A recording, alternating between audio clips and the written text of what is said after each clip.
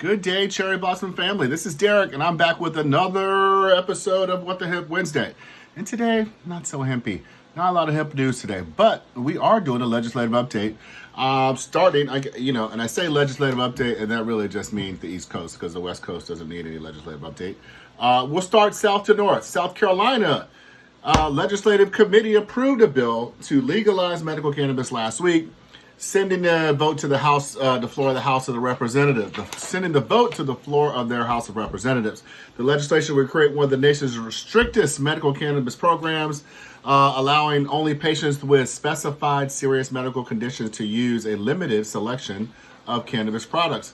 Qualifying debilitating medical conditions include cancer, MS, a neurological disease or disorder, including epilepsy, sickle cell disease, glaucoma, PTSD, autism, Crohn's disease, ulcerative colitis, cachexia, a condition causing a person to be homebound that includes severe or persistent nausea, terminal illness with a life expectancy of less than 1 year, a chronic medical condition causing severe or persistent muscle spasms, or a chronic medical condition from which an opioid is or could be prescribed based on accepted standards of care.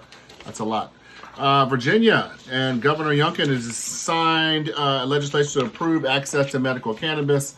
That legislation removes the requirement for patients to register with the Virginia Board of Pharmacy after receiving certification from a medical provider. J.M. Padini, he is the director of NORML in Virginia, says legislative improvements will bring great relief to thousands of Virginians waiting to access the medical cannabis program.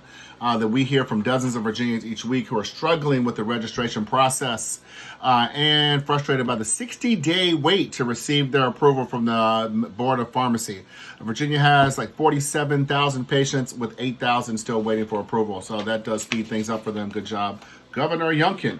And finally, the state of New Jersey, they signed off after a year after voters said we wanted medical cannabis sales here. They're going to start their recreational program soon, giving access to, I think, 6-7 medical cannabis companies who are cashing in to the tune of $1 million in fees associated with the privilege to do that. New Jersey has now 13 authorized individual dispensaries scattered throughout the state, 7.5 hour from a drive from New York City. So that is fantastic. That's recreational. So that's fantastic. That's it.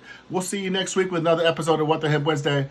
And until then, like, subscribe, share, and as always, comment. We love your comments. Have a great day, and we'll see you next week.